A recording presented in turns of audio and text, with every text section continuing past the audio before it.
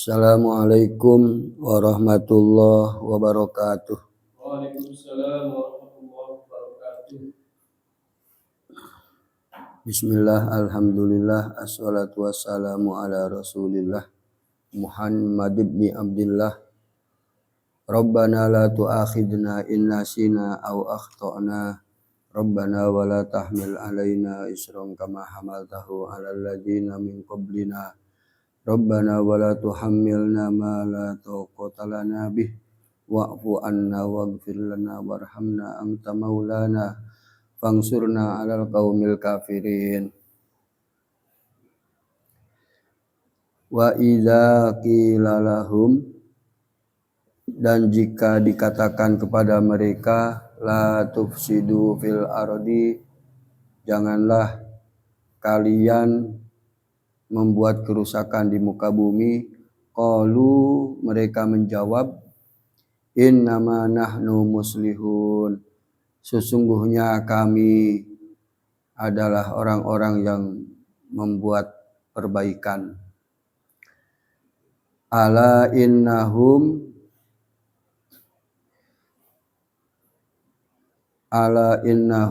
ketahuilah bahwa sesungguhnya mereka, humul mufsidun, adalah orang-orang yang membuat kerusakan. Walakin la yas'urun, akan tetapi mereka tidak mengetahuinya. Wa idza qila lahum, dan jika dikatakan kepada mereka, aminu, berimanlah kalian, kama amanan nasu, sebagaimana telah beriman orang-orang. Qalu, mereka menjawab, anu'minu kama amana sufaha, apakah kami harus beriman sebagaimana orang-orang bodoh itu telah beriman. Ala innahum, ketahuilah sesungguhnya mereka itu, humus syufaha, adalah orang-orang yang bodoh. Walakin la ya'lamun, tetapi mereka tidak mengetahuinya, tidak menyadarinya. Wa idza laqul ladzina amanu, dan ketika mereka bertemu dengan orang-orang yang beriman, qalu amanna, mereka berkata, kami telah beriman.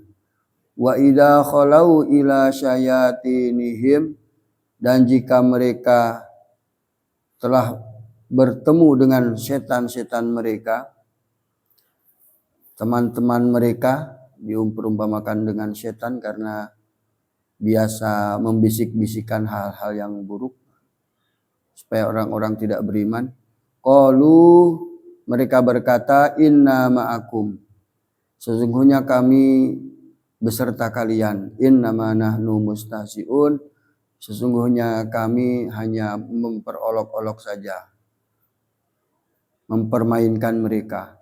Allahu yastahzi'u bihim, Allah membalas olok-olokan mereka.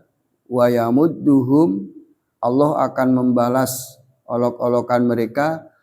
Wa yamudduhum, dan membiarkan mereka fi tughyanihim, dalam kesesatannya, ya'mahun, terombang-ambing. Allah akan membiarkan mereka terombang-ambing dalam kesesatannya. Allah Subhanahu wa ta'ala dalam ayat ke-10 ini,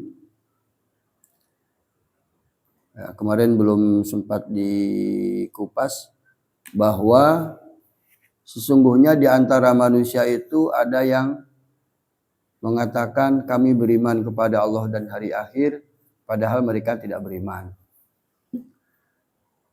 Ini Allah setelah memberi pengertian tentang muttaqin dan kafir, selanjutnya Allah memberi penjelasan kepada kita tentang karakter orang-orang munafik. Orang-orang munafik ini paling banyak dibahas dalam Al-Quran. Jadi akan tidak sebentar kalau membahas munafik, Karena munafik ini sesuatu yang sulit untuk didefinisikan karena mereka itu menyembunyikan kekafirannya. Nah, kita hanya bisa menemukan orang-orang munafik itu dalam perilaku-perilaku yang Allah akan terangkan. Jadi berbeda dengan kafir. Kafir itu kan orang yang jelas-jelas mengingkari Allah Subhanahu wa taala, mengingkari kitab suci. Tapi kalau orang munafik itu mereka berkata kami beriman padahal mereka tidak beriman, kata Allah. Yukhadi'una Allaha walladzina amanu wa ma yakhda'una illa anfusahum wa ma yash'urun. Mereka hendak menipu Allah dan orang-orang beriman. Padahal mereka tidak menipu kecuali terhadap dirinya sendiri. Munafik itu sering diidentikan dengan orang yang bermuka dua. Tetapi dalam konteks Al-Quran, begitu pula ayat-ayat munafik yang lain, itu kebanyakan dalam konteks akidah. Jadi munafik dalam akidah. Yang paling berat itu adalah munafik dalam akidah. Jadi jangan serta-merta begini, orang berbohong itu munafik, jangan. Dilihat konteksnya. Makanya kan sebenarnya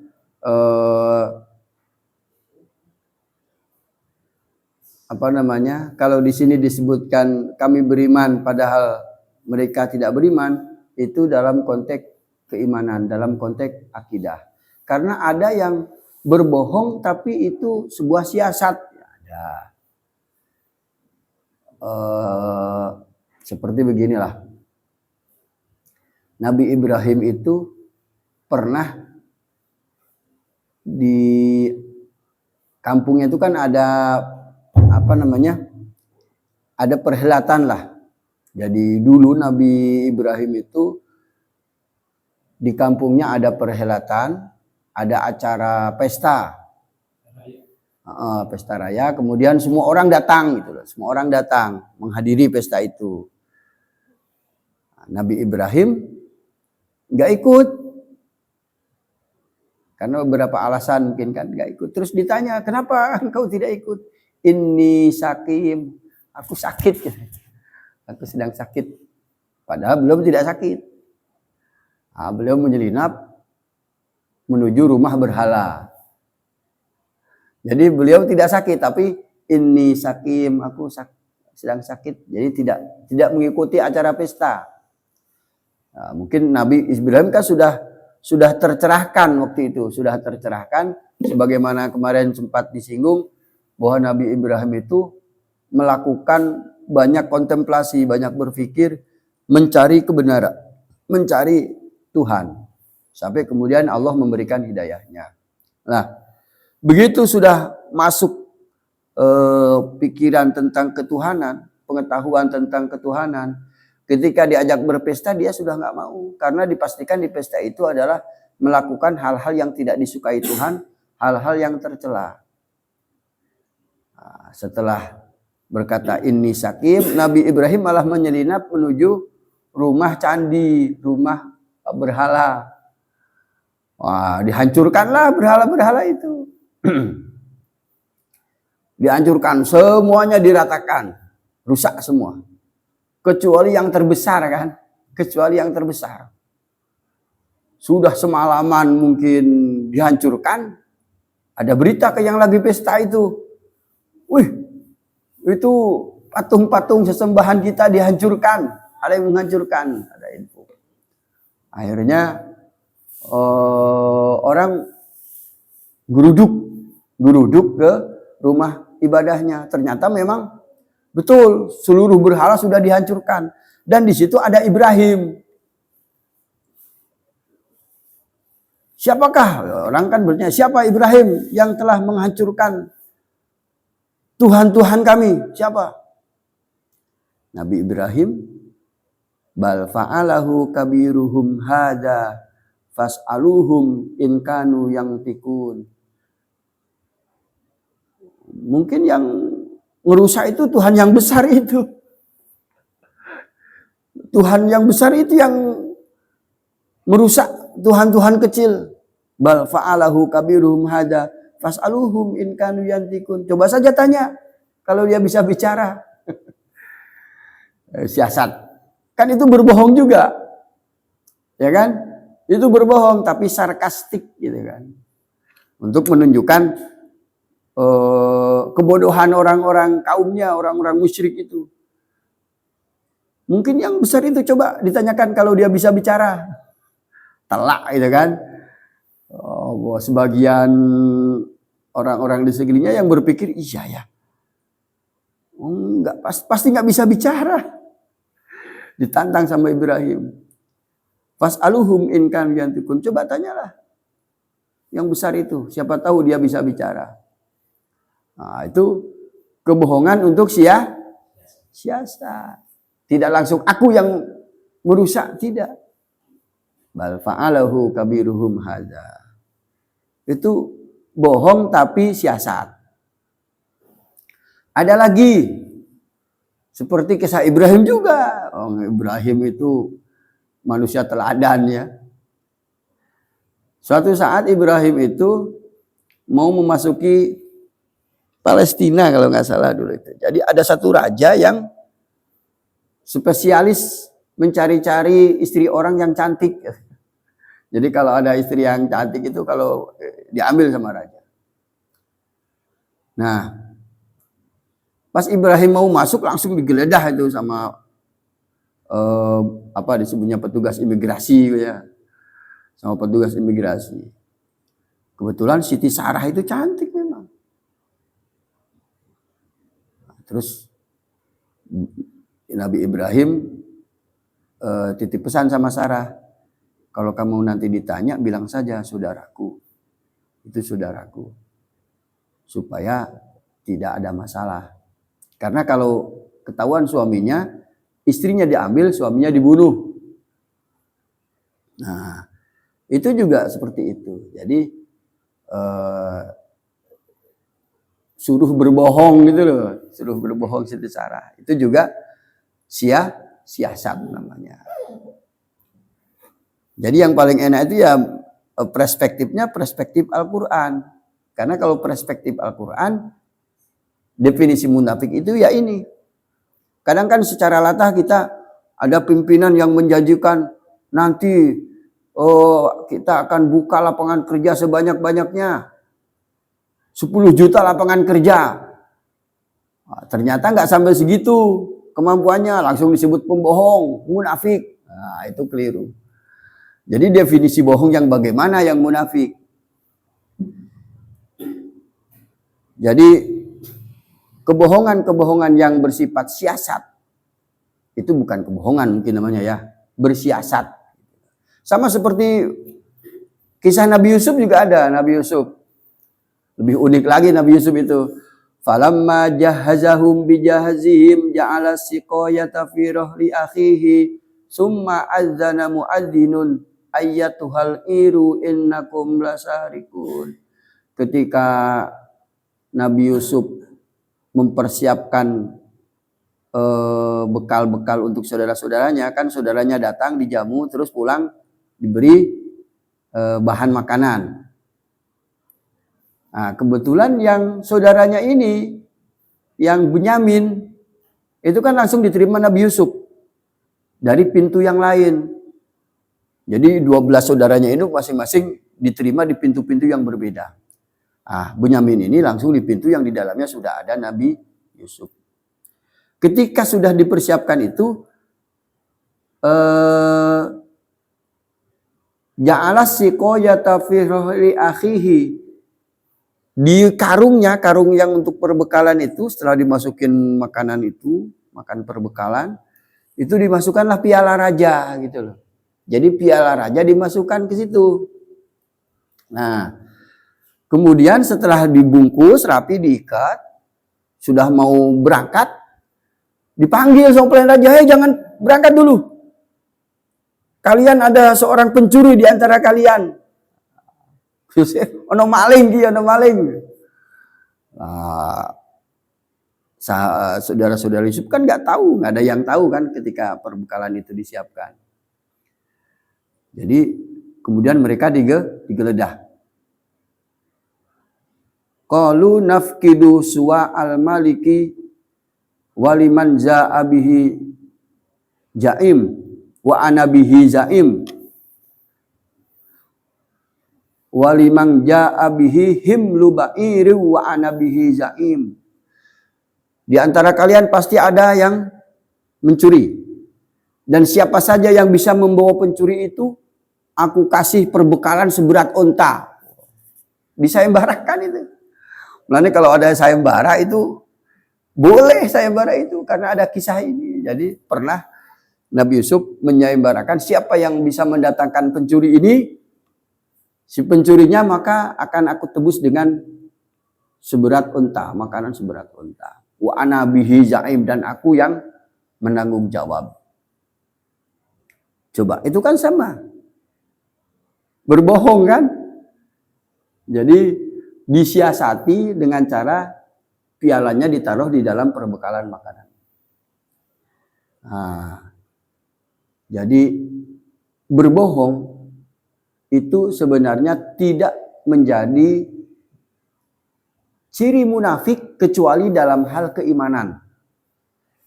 Kecuali dalam hal keimanan. Kalau berbohong dalam hal bersiasat itu dicontohkan oleh Nabi sendiri, ya. Oleh para nabi-nabi sebelumnya, oleh Nabi Ibrahim, Nabi Yusuf itu bersiasat namanya, itu berpolitik. Makanya kalau dalam kisah Yusuf kan ahsanal qasas sebutnya. Kisah terbaik itu dalam Yusuf. Jadi kita menemukan kisah. Saya itu menemukan ada istilah penjara ya di Yusuf. Terus orang berkhianat juga di kisah Yusuf. Orang yang saling mencintai juga di kisah Yusuf. Banyak sekali. Kalau kita mau banyak belajar tentang kehidupan, bacalah surat Yusuf. Itu banyak cerita-cerita kebaikan dalam kisah Nabi Yusuf. Jadi yang ingin saya sampaikan bahwa berbohong dalam hal-hal muamalah yang bersifat untuk siasah itu bisa dibenarkan. Walaupun sebenarnya itu harus meminta ampunan sama Allah. Karena kalau ulama nyebutnya itu sayyiatul muqarrabin. Nah, orang munafik itu menipu Allah dan menipu orang-orang beriman. Padahal mereka tidak menipu kecuali kepada dirinya sendiri. Ada dalam surat An-Nisa itu, innal munafiqina yukhadi'una Allaha wa huwa khadi'uhum. Sesungguhnya orang-orang munafik itu menipu Allah, padahal Allah lah yang akan membalas tipuan mereka. Ya bagaimana mereka tidak dibalas, wong Allah itu kan tahu. Maha tahu seseorang itu munafik atau seseorang itu beriman, itu kan tahu. Allah mau dihapusin. Saya beriman padahal hatinya enggak, kan Allah tahu. Maka Allah balas penipuannya. Nah, kita hanya bisa melihat dari ciri-ciri orang munafik, tapi jangan nyebut dia munafik. Jadi gini, ada orang umpamanya gini, di ayat selanjutnya itu kan,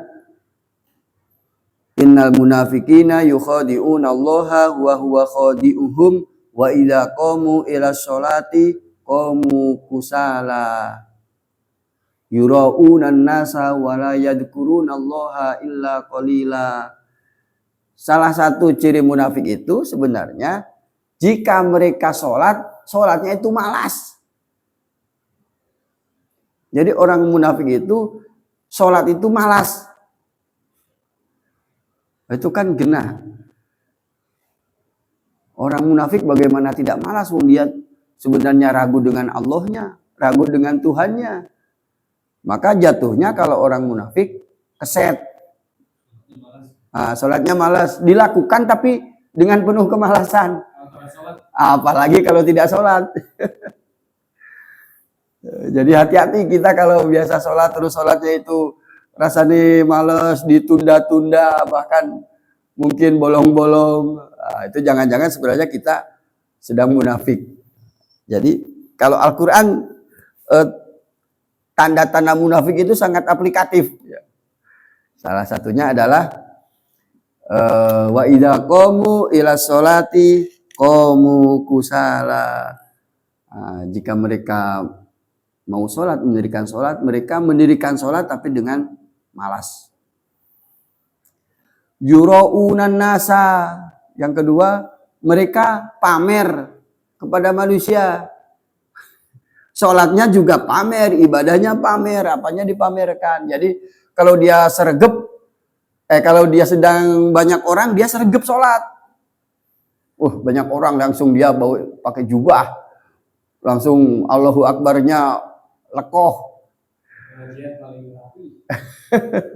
Jadi seakan-akan dia paling hebat dalam beribadah, tapi hanya untuk pamer. Kelihatannya, ketahuannya kalau dia pas sendiri. Dia berbeda ketika sedang sepi, sedang sendirian. Ya kan? Sholatnya compang-camping, sholatnya pakai pakaian semaunya. Ya kan? Tidak dibuat-buat. Kalau lagi banyak orang bacanya wadduha walaili idza saja atau sabbihisma rabbikal a'la. Pas sendirian, inna atainakal kautsar fasholli li rabbika wanhar umpamanya. Itu sih boleh-boleh saja, tapi jangan kemudian orientasi ibadah itu untuk dipamerkan. Yuraunan nas. Gitu. Jadi jangan dibuat-buat karena melihat banyak orang. Pamer. Itu salah satunya tanda munafik. Orang beriman itu ada orang gak ada orang sama. Di keramaian dia beribadah sebagaimana dia beribadah di saat sepi. Dia saat sendiri dan saat banyak orang sama. Jadi sama khusyuknya, sama sregepnya, sama mementingkan ibadahnya. Jadi orang beriman itu mau ramai, mau sedikit orang sama. Nah, orang munafik dia akan pamer di saat banyak orang, tapi di saat sepi dia melalaikan. Itu di penjelasannya di surat An-Nisa kalau nggak salah ya. Wala yadhkurunallaha illa qalila, dan sangat jarang berzikir. Tidak mengingat Allah kecuali sedikit saja. Masya Allah. Jadi orang beriman itu senantiasa mengingat Allah di saat seperti apapun. Jadi orang beriman itu biasa di kesendiriannya la ilaha illallah, subhanallah, subhanallah, subhanallah wa bihamdi. Di saat berkendara malah biasanya orang beriman itu kalau berkendara dia kan sangat bergantung pada perlindungan Allah. Harusnya lebih banyak dia berzikir. Subhanallah wa bihamdihi, subhanallah wa bihamdi. Atau baca ayat Al-Quran, ketika ngebut baca Al-Quran. Allahu la ilaha illahu al hayyul qayyum, la ta'khudhuhu sinatun wa la naum. Sambil ngebut tidak apa-apa. Itu menambah konsentrasi. Rasakan sajalah.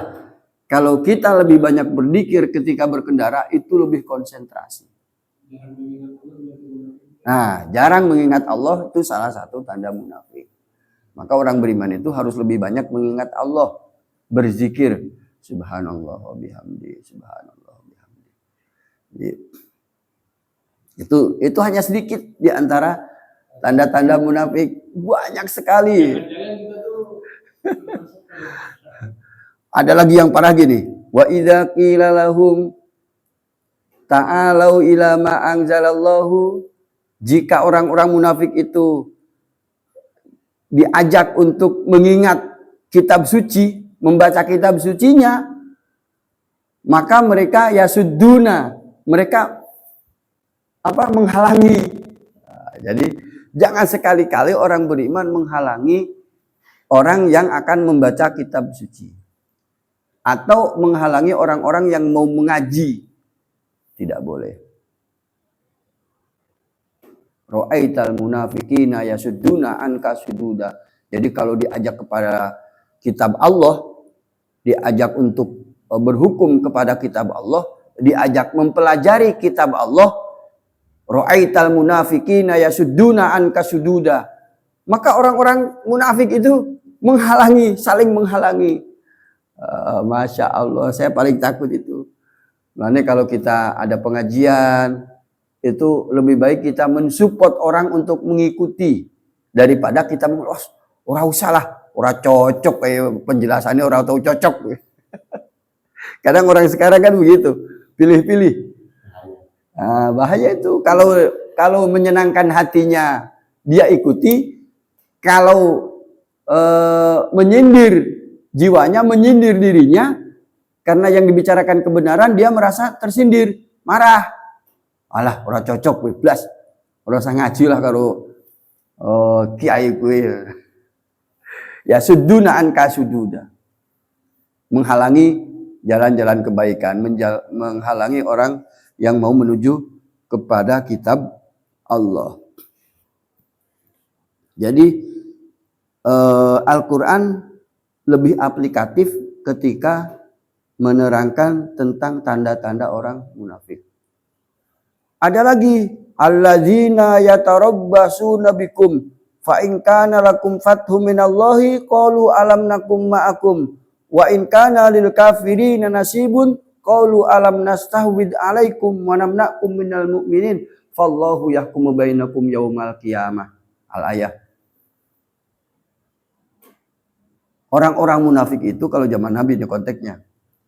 Orang-orang munafik itu orang yang suka menunggu-nunggu. Jadi kalau ada perintah berperang kepada Nabi, mereka suka menunggu. Wait and see. Tidak mau langsung, wah ini perintah Allah. Ketika Rasul mengajak berperang, ikut. Sami'na wa ata'na. Nah, ujiannya di sini. Alladzina yatarabbasuna bikum, orang yang menunggu kamu Muhammad, menunggu kalian. Kalau umpamanya orang mukmin menang dalam peperangannya, mereka berkata, loh, bukankah aku juga saudaramu? Gitu. Jadi mereka menunggu kalau menang, ingin dianggap saudara.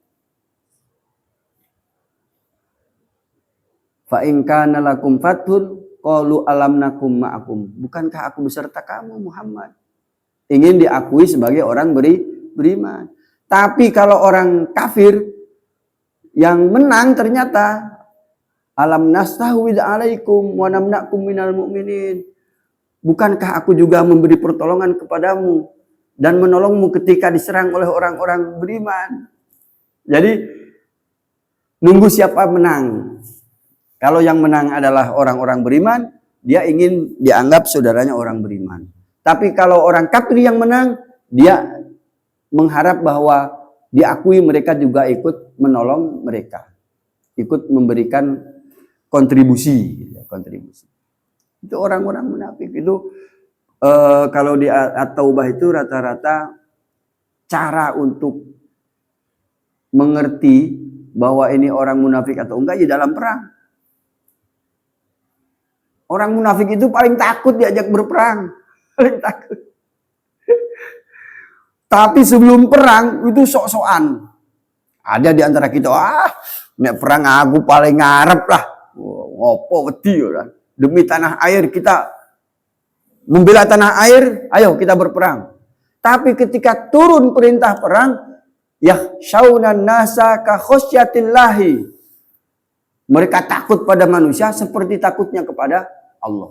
Itu orang munafik. Makanya dititeni sama orang beriman. Kalau diajak berperang mereka tidak mau. Alasannya macam-macam.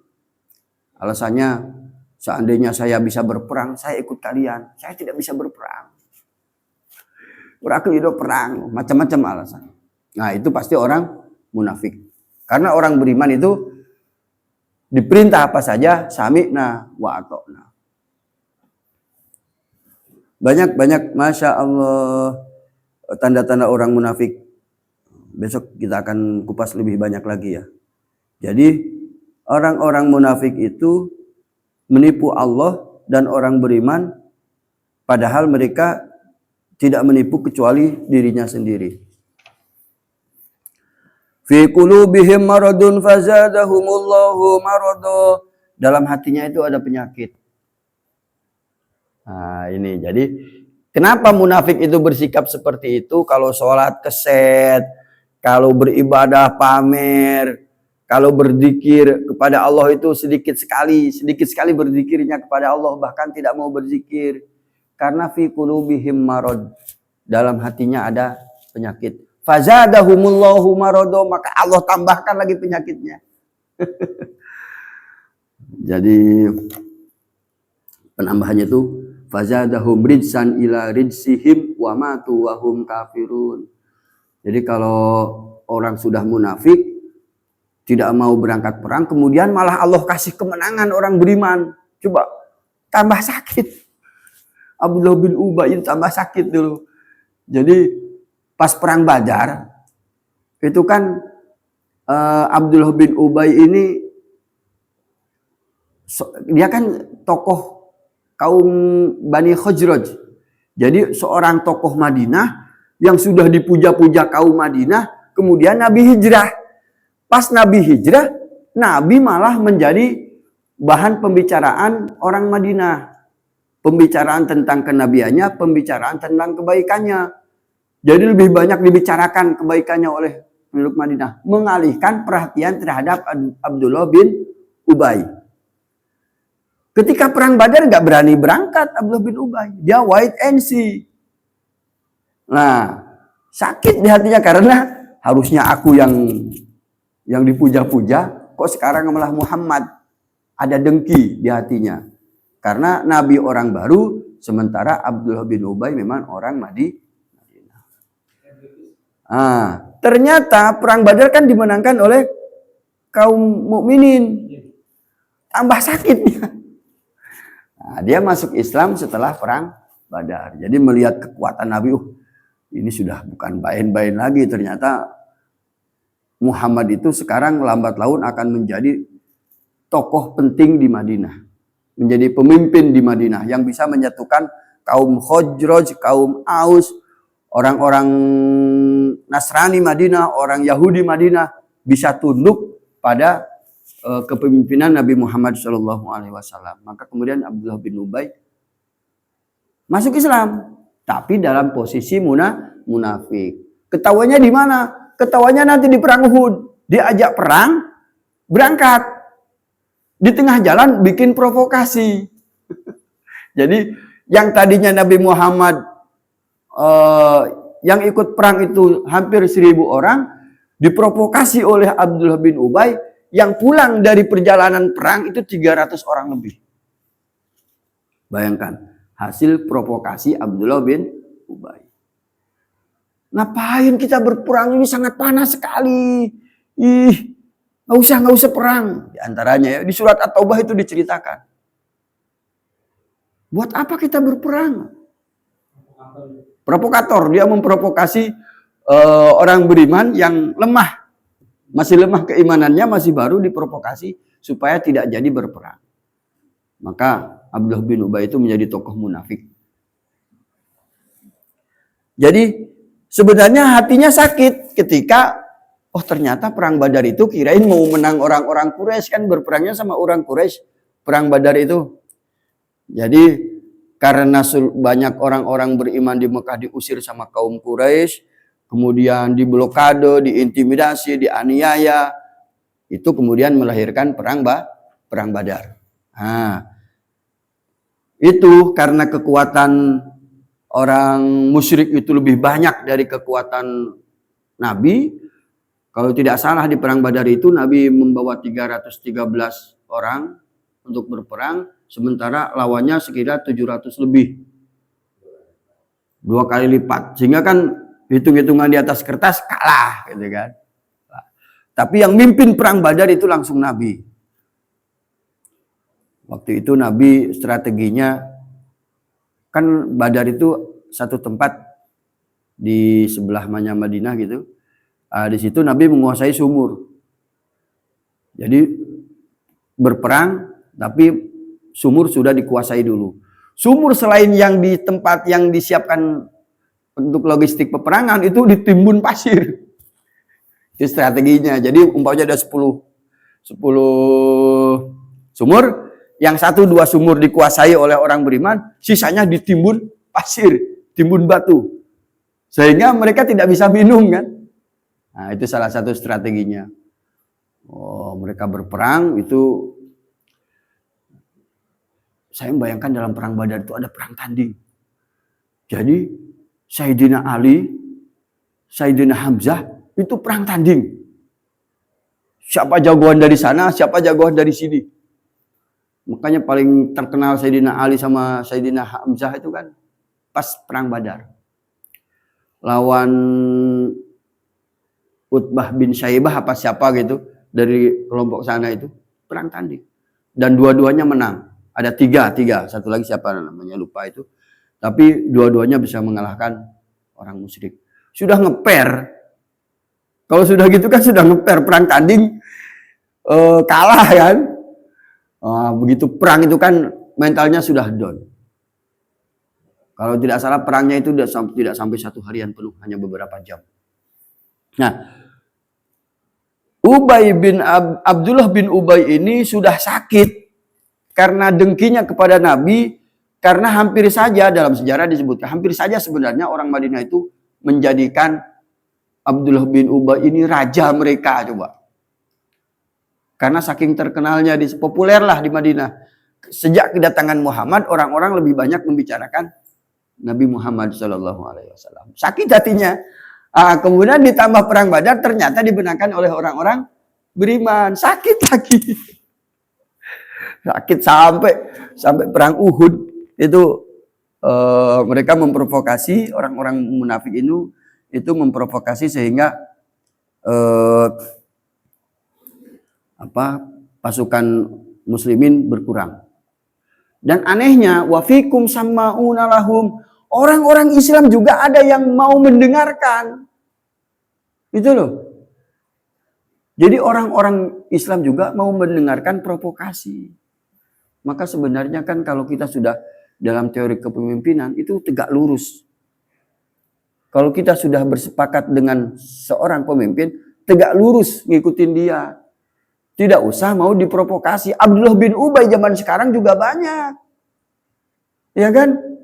Coba sekarang betapa banyak yang menghujat, memfitnah, menghina seorang pemimpin. Itu nggak boleh karena ketika terjadi provokasi melemahkan barisan, melemahkan bangsa sendiri. Itu Abdullah bin Ubay zaman sekarang. Makanya kadang teori kepemimpinan itu kalau dalam Islam, ya ayyuhalladzina amanu atiullaha wa atiur rasula wa ulil amri minkum.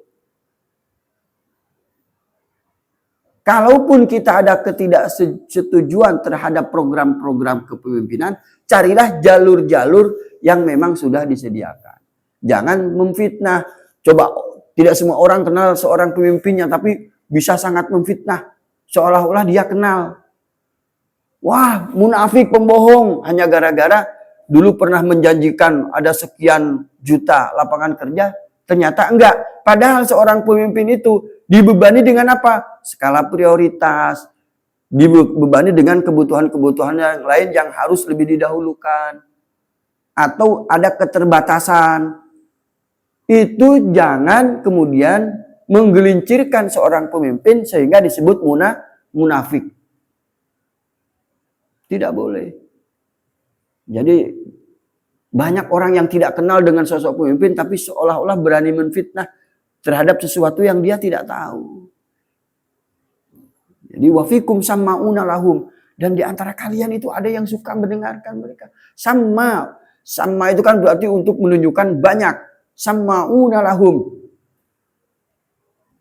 Dan di antara kalian masih banyak yang suka mendengarkan mereka. Nah, sampai perang Badar itu yang perang Uhud yang tadinya Nabi membawa banyak pasukan berkurang menjadi berkurang 300 orang lebih. Jadi bahaya sekali orang-orang munafik itu. Fi qulubihim maradun fazadahumullahu marado. Jadi orang munafik itu sama dengan orang beriman, sama dengan orang bertakwa. Orang beriman ketika dia betul-betul beriman, Allah tambah keimanannya. Gitu loh.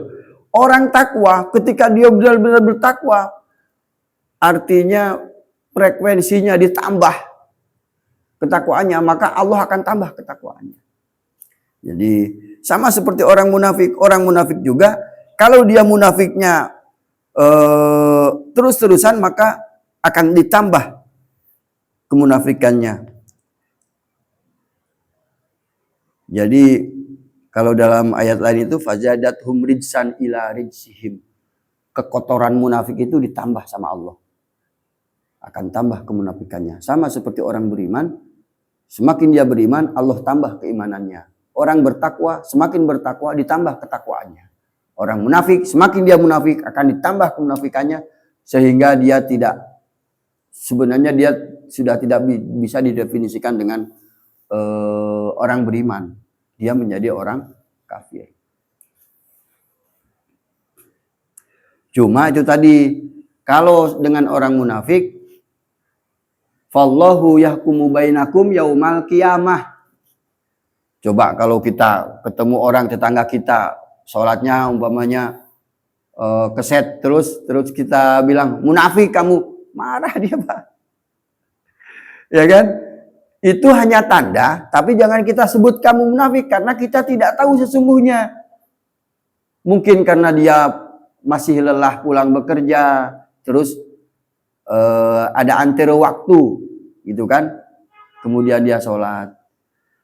Itu hanya tanda, tapi kita jangan mendefinisikan. Karena yang menghukumi nanti Allah. Fallahu yahkumu bainakum yaumal qiyamah. Allah yang akan memberi hukumannya. Dulu Nabi pernah dikasih tahu kan, jadi dalam surat At-Taubah, wa mimman haulakum minal a'rabi munafikun. Muhammad, orang-orang di sekitar kalian itu banyak orang munafik. Wa mimman haulakum minal a'rabi munafikun, dan orang-orang Arab yang ada di sekeliling kamu itu banyak orang munafik, orang A'rab. Wa min ahlil madinati maradu ala nifaq, malah lebih parah. Dan di antara penduduk Madinah itu Muhammad maradu ala nifaq, lebih pro dalam munafiknya. Lebih pro itu dia lebih pandai dalam munafiknya. Berarti dia lebih bisa untuk menutupi apa yang ada dalam hatinya. Maradu ala nifaq itu lebih profesional dalam munafiknya. Lebih jago. La ta'lamuhum nahnu na'lamuhum. Kamu tidak tahu Muhammad. Kamu tidak tahu, tapi kami yang tahu. Berarti sikap kita terhadap orang munafik itu, kalau kita melihat tanda, ya biarkan tanda itu menjadi pengetahuan kita. Tapi tidak kemudian menyebut orang itu munafik. Biarkan Allah saja yang nanti menghukumi. Allah yang maha tahu tentang kemunafikan. Apalagi tanda paling mudah itu kalau ada peperangan itu saja. Kalau zaman Nabi, kalau disiapkan untuk berperang, mereka tidak ikut dengan berbagai macam alasan, padahal kita sedang diserang musuh, itu munafik. Kalau dulu mbah-mbah kita itu ngajak berperang melawan Belanda, karena untuk membela kehormatan bangsa, karena untuk melepaskan penjajahan, perbudakan, kemudian ada orang yang tidak setuju dan menghalangi perjuangan, itulah orang munafik. Lebih mudah. Jadi lebih mudah menunjukkan orang munafik itu di saat perjuangan. Banyak di antara kita kan yang bukannya membantu perjuangan, malah kemudian menjadi jongosnya Belanda itu kan banyak. Orang-orang pengkhianat dalam perjuangan itu adalah orang-orang munafik.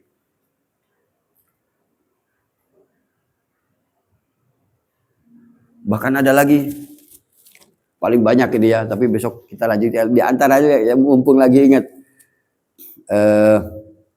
Al munafiquna wal munafiqatu ba'duhum min ba'd ya'muruna bil munkar wa yanhauna 'anil ma'ruf wa yakbiduna aydiyahum nasullaha fanasiyahum innal munafiqina humul kadzibun. Al-ayah ya. Orang-orang munafik itu tandanya diantaranya orang yang biasa menyuruh kemungkaran, melarang kebaikan. Ya'muruna bil munkar wa yanhauna 'anil ma'ruf.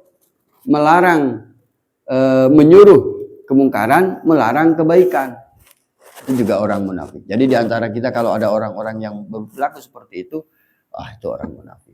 Dalam hati saja, jangan sebut munafik karena sesungguhnya kita nggak tahu. Allah yang maha tahu. Wa yakbiduna aydiyahum, mengepalkan tangan. Tanda orang munafik itu dia pelit. Dia tidak suka memberi. Maka orang-orang beriman itu memang harusnya memang biasa berbagi. Walaupun sedikit biasakan berbagi. Berbagi itu untuk melepaskan kita dari kemunafikan. Supaya tidak masuk ayat ini. Wa yakbiduna aydiyahum nasullaha fanasiyahum. Mereka suka melupakan Allah.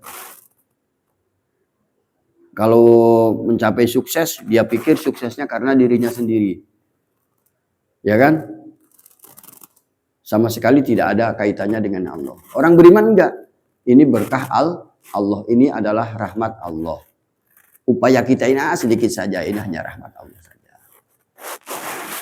Banyak. Insya Allah pengajian selanjutnya kita akan mengupas lebih banyak lagi tanda-tanda munafik. Karena tanda-tanda munafik itu banyak berkeliaran di sekeliling kita. Banyak terbiasa kita lakukan. Nah, kita lebih baik mengetahui sejak dini tanda-tanda munafik dan kita melepaskan diri dari tanda-tanda itu supaya tetap menjadi orang beriman dan Allah tambah keimanan kita. Itu saja, insya Allah. Ayat selanjutnya, wa idza qila lahum la tufsidu fil ardi qalu innama nahnu muslihun. Nah, ini tanda-tanda faktual dari kemunafikan. Itu insya Allah minggu depan kita bahas. Semoga ada manfaatnya. Wassalamualaikum warahmatullahi wabarakatuh. Waalaikumsalam warahmatullahi wabarakatuh.